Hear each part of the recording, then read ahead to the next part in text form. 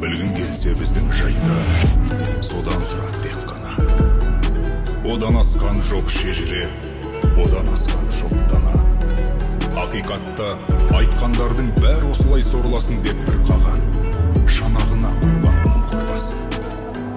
Бір шегінде биіктік бар, бір шегінде тереңдік. Ол мылқауды сөйлетеді, жылатады кереңді. Жалған сөйлеп көрген емес соның өзінде. Әппағы жалын, күйдің жанын жалап жатқан кезінде. Екі шектің бірін қатты, бірін сәл-сәл кем бұра.